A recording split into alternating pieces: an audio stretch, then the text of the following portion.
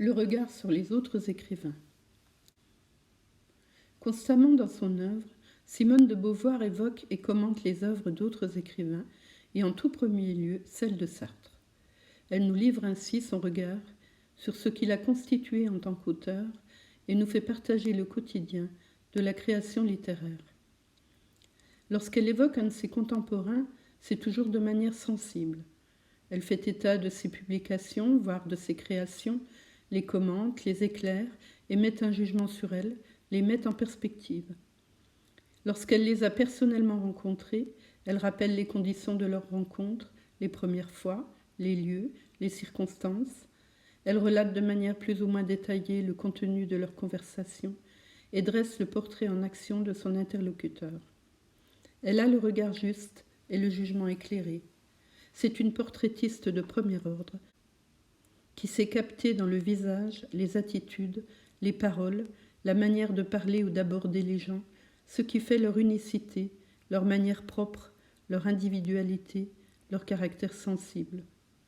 Elle a contribué à faire connaître nombre d'entre eux et a participé de manière active à la diffusion de leur œuvre. De surcroît, elle nous permet d'approcher concrètement, presque à les toucher, les écrivains d'exception de son époque qu'elle a eu la chance de fréquenter. La plupart du temps, ses appréciations sont collectives. Par exemple, nous fûmes surpris, nous aimions, etc. C'est rappeler que la vie intellectuelle qu'elle mène est un échange constant avec Sartre, indissociable. Il faut y voir une marque d'authenticité de son écriture et la conscience clairement affirmée que son autobiographie est étroitement mêlée à la biographie de son compagnon de vie et de création littéraire. L'œuvre de Sartre. Simone de Beauvoir entretient avec Sartre un rapport unique et privilégié. Elle est sa première lectrice et philosophe elle-même, elle est aussi sa première critique. Mais ce qui nous intéresse ici, c'est surtout le regard exceptionnel qu'elle porte sur une œuvre philosophique majeure du XXe siècle qu'elle ne cesse d'expliquer avec brio dans sa propre autobiographie. Accompagnant le philosophe existentialiste depuis ses débuts d'écrivain jusqu'à sa fin, puisqu'elle lui survit et qu'elle continue de défendre ses écrits, elle tient un compte fidèle de la gestation et de la production de cette œuvre, tout en l'expliquant de manière pédagogique, pour la faire mieux comprendre. Elle ira même plus loin que cela, puisqu'elle partage entièrement cette philosophie qu'elle applique dans sa propre vie et dans ses écrits. Mais cela ne l'empêche nullement d'apporter à l'œuvre de son compagnon philosophe son propre point de vue de philosophie critique. Sartre la reconnaissait plus douée que lui pour comprendre et interpréter les doctrines philosophiques, mais elle attribue à son ambition intellectuelle, ce sont ses mots, son orientation propre vers la littérature. Ces mémoires seront l'occasion pour elle de s'expliquer sur le plan philosophique, de commenter, de préciser sa position philosophique comme celle de Sartre. Elle évoque ainsi la naissance et le développement de l'existentialisme, comme elle en indique les sources, les influences et tout ce qui constitue l'histoire de la pensée philosophique. Son esprit critique lui vaut aussi d'apporter des nuances, des limites, voire des contradictions sur sa pensée et sur celle de Sartre, toujours en mouvement. À propos de la notion de liberté, elle mentionne par exemple l'idéalisme d'une attitude de jeunesse qui les faisait ressembler, dit-elle, à la colombe de Kant, l'air qui lui résiste, loin d'entraver son vol, le supporte. Elle poursuit, nous pensions ne dépendre de rien, et elle condamne cet aveuglement politique, cet orgueil spiritualiste, ce sont ses mots, qui est le leur en 1937. Elle analyse avec force détail les éléments de cette illusion de liberté à cette époque. Leur volonté d'écrire et de créer, qui suppose une confiance inébranlable en soi, la chance, des circonstances favorables, l'indépendance ressentie vis-à-vis de leurs familles naturelles respectives et leur formation de philosophes. Leur adhésion au rationalisme cartésien renforce leur croyance en la pureté de leurs désirs et de leur volonté. Rien ne semble pouvoir échapper à ceux qui misent tout sur l'avenir.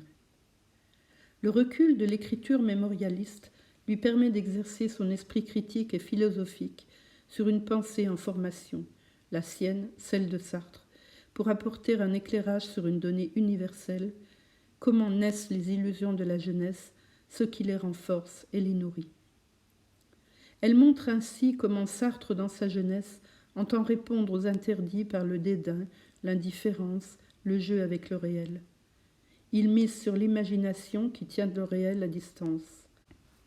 Dans le début de La force de l'âge, elle énumère dans ses pratiques de l'époque ce qui relève essentiellement de la création littéraire. Comédie, parodie, apologue, des complaintes, des comptines, des épigrammes, des madrigaux, des fables express, toute une espèce de poème éclair, où il excelle. Le portrait en action de son jeune compagnon le sort de l'austère rigueur du philosophe pour le peindre en saltimbanque de fortune. Citation. Parfois, il les chantait, ces poèmes, sur des airs de son cru. Il ne méprisait ni les calembours, ni les à peu près. Il s'amusait à des assonances, des allitérations. Mais le jeu de la jeunesse ne s'arrête pas là. Ils aiment les pantomimes, jouent des psychodrames et pratiquent la dissociation identitaire à travers deux couples antagonistes qu'ils incarnent au sens propre, les bourgeois, monsieur et madame M. organatique, des fonctionnaires pas riches, sans ambition et satisfaits de peu, opposés aux milliardaires américains, monsieur et madame Morgan Attic. Toutes ces inventions avaient pour but de donner un contenu à l'image de leur liberté, alors qu'elles ne faisaient selon elles que les leurrer. Citation. Ce détachement, l'insouciance et la disponibilité que nous permettaient les circonstances, il était tentant de les confondre avec une souveraine liberté. Les remèdes à cette illusion auraient pu leur être fournis par des doctrines philosophiques, mais elles étaient encore mal connues des deux intellectuels, le marxisme, la psychanalyse ne les convainquent pas. Un peu plus tard, elle note que l'influence de Jaspers sur Sartre se double de l'intérêt qu'il prend à la Gestalt théorie. Comprendre l'individu intuitivement, le saisir dans sa globalité, lui semble être les armes contre une pensée analytique qui enferme l'homme. Le juger d'après ses actes et ses œuvres, ce qui est le credo de la pensée sartrienne, soit, mais c'était oublier, commente sa consoeur, que la liberté de choix n'est pas donnée à tout le monde. Et elle critique leur pensée d'alors, qui exprime leur dépendance à une classe privilégiée qu'ils pensaient répudier. Ce sont ces mots. Se positionnant comme historienne de l'existentialisme à travers la genèse et les influences de cette doctrine philosophique, elle montre que l'importance de la phénoménologie dans la pensée de Sartre tient à l'influence d'Aron. Celui-ci a convaincu qu'elle correspond à ses préoccupations. Sartre retrouve en effet dans la pensée de Husserl des allusions à la notion de contingence, qui lui tient à cœur, et décide alors de l'étudier en allant faire un stage à l'Institut français de Berlin. L'idée d'intentionnalité que Sartre trouve chez Husserl lui permet de trouver une alternative à la vie intérieure qu'il récuse philosophiquement. La conscience se définit par un dépassement d'elle-même vers un objet extérieur. Voilà de quoi la réconcilier avec la présence réelle de l'univers. De là naîtra son essai sur l'ego. Ensuite, elle explique et illustre la notion de situation, en montrant qu'elle devait permettre de dépasser l'essentialisme et l'universalisme abstrait, dont les limites sont illustrées par l'exemple de la définition du juif. Dire que, citation, les juifs ça n'existe pas, il n'y a que des hommes, pour éviter les pièges de l'enfermement définitionnel, c'est nier leur existence. La notion de situation permet de sortir de l'impasse en définissant des ensembles humains, dit-elle, sans les asservir à une fatalité intemporelle. Sartre s'intéresse à Heidegger en 1939 parce qu'il réconcilie l'objectif et le subjectif, dit-elle. Pour lui, le manque de rigueur de sa philosophie est compensé par sa richesse en suggestion. À la même époque, Simone de Beauvoir se familiarise avec la pensée de Hegel, dont la conception de l'histoire la fascine en même temps qu'elle la récuse. De Kierkegaard, elle retient surtout l'évidence de l'existence individuelle. Mais c'est la notion de responsabilité qui devient le centre de ses préoccupations lorsqu'elle se reconnaît plus dans ses contemporains que dans les philosophes du passé. L'existentialisme, ce mot inventé par Gabriel Marcel, fait irruption dans sa vie en 1943 par la voix de Jean Grenier, qui lui demande abruptement « Êtes-vous existentialiste ?» Au début, Sartre refuse le terme, mais il ne parviendra pas à s'en défaire et il finira, comme sa compagne, par le reprendre à son compte. Poussée par Sartre, elle accepte de collaborer au recueil que réalise Jean Grenier et qui doit réunir les essais manifestant les tendances idéologiques de l'époque, dit-elle. Ce sera Pyrrhus et Cinéas. Elle y reprend bon nombre des positions sartriennes, l'idée de situation introduite par Sartre dans l'être et le néant, la liberté comme valeur ultime, mais elle y critique son idéalisme d'alors qui nuit selon elle à la portée de ses réflexions. La nausée suit l'écriture de la légende de la vérité, refusée à l'édition en 1931. C'est Simone de Beauvoir qui suggère à Sartre d'introduire du suspense dans le récit à la manière des romans policiers. Elle le critique sévèrement, le conseille, le corrige même. Je lui reprochais entre autres un abus d'adjectifs et de comparaison, écrit-elle dans La force de l'âge. Comme elle le fera souvent remarquer, l'écriture de leurs œuvres respectives s'enrichit toujours par leurs échanges et leurs critiques, sans concession. Ce sera le cas pour ce roman dont elle est intimement persuadée qu'il tient là le bon bout. Ce sont ses mots. En 1938, Sartre écrit L'Imagination, où il développe de manière nouvelle la problématique philosophique de l'image, en utilisant, dit-elle, les notions phénoménologiques d'intentionnalité et de îlé. C'est alors, commande Simone de Beauvoir, qu'il mit au point les premières idées clés de sa philosophie, l'absolue vacuité de la conscience et son pouvoir de néantisation. Elle décrit le philosophe en action.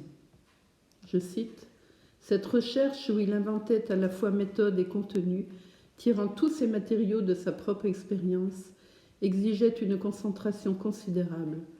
N'étant arrêté par nul souci de forme, il écrivait avec une extrême rapidité, s'essoufflant à suivre de la plume le mouvement de sa pensée. À la différence de son travail littéraire, cette invention soutenue et précipitée le fatiguait. » C'est en relatant ce travail de Sartre qu'elle divulgue le secret concernant la prise de drogue du philosophe. C'est parce qu'il s'intéressait, je cite, aux rêves, aux images hypnagogiques, aux anomalies de la perception, que le docteur Lagache lui fit prendre de la mescaline. Cette drogue, dit-elle, provoquait des hallucinations et Sartre pouvait observer le phénomène sur lui-même. C'est dans La force de l'âge. Elle revient à plusieurs reprises dans son œuvre autobiographique sur l'addiction que Sartre développera à la drogue jusqu'à sa mort. L'imaginaire paraît en 1940 et c'est à cette époque qu'il ébauche la philosophie développée plus tard dans L'être et le néant. Les discussions enflammées entre les deux philosophes touchent, dit-elle, le rapport de la situation et de la liberté. Simone de Beauvoir ne peut accepter que toutes les situations soient équivalentes pour définir la liberté. Quel dépassement, argumente-t-elle, est possible à la femme enfermée dans un harem ? Plus tard, elle pensera qu'elle avait raison, même si, sur le moment, elle se voit contrainte de se ranger aux raisons de Sartre, mais, écrit-elle, du bout des lèvres. Sartre s'est essayé aux nouvelles. Simone de Beauvoir en fait aussi l'inventaire. La première, intitulée « Le soleil de minuit », a été perdue. Elle explique aussi que le thème de la chambre lui a été inspiré de l'histoire de Louise, enseignante et collègue de Colette Audry, prise de maladie mentale. Il en a d'abord fait une nouvelle qui n'a pas été publiée, mais qui est à l'origine de celle-ci. Le mur est publié par Paulan dans la NRF en 1939. Elle écrit « Cette nouvelle d'un inconnu étonna ». Le sursis est mentionné à 2 reprises pour des anecdotes. Un épisode inspiré par les amours des malades entre eux ou avec leurs infirmières, raconté par Lionel de Roulet, le mari de Poupette, la sœur de Simone, hospitalisé à Berck. Le manuscrit inondé lors d'un violent orage à Beaulieu.